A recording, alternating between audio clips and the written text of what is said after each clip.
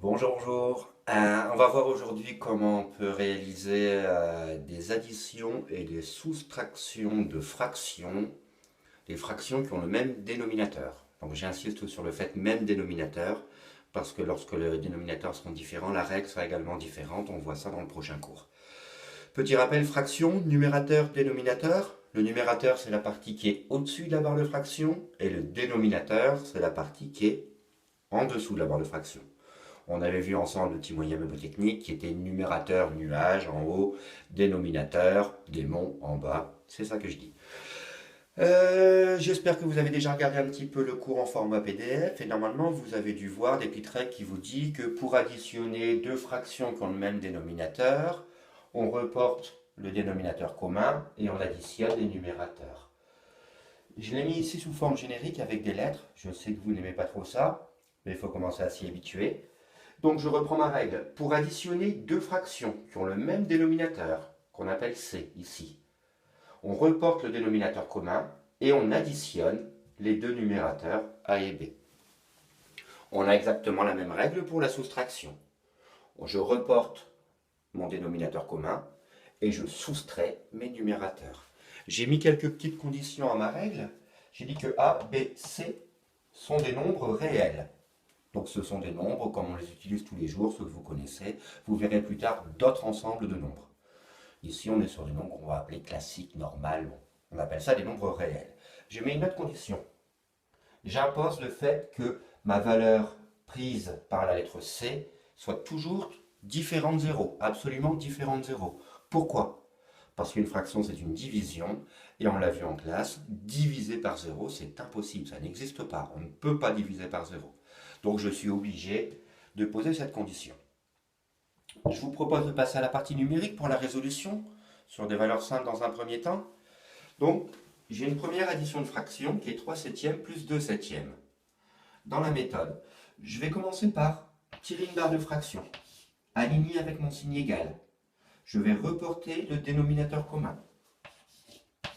Et ensuite, je vais additionner les numérateurs. Je peux maintenant terminer mon calcul. Je retire une barre de fraction toujours alignée avec mon signe égal. Je reporte mon dénominateur commun. Et je vais opérer mon addition du dessus. 3 plus 2, 5. 5 septièmes. J'ai terminé pour ce premier exemple. Deuxième exemple, avec la soustraction et des nombres en écriture fractionnaire. Et on remarque ici qu'on a des fractions décimales.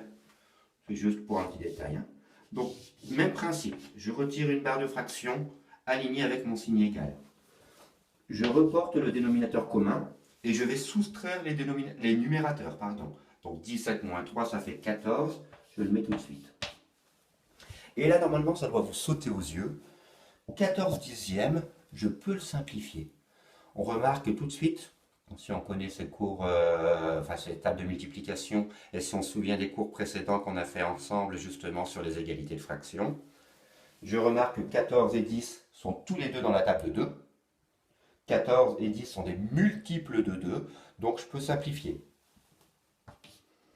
Je vais ici simplifier par 2, ce qui va me donner du 7 cinquièmes.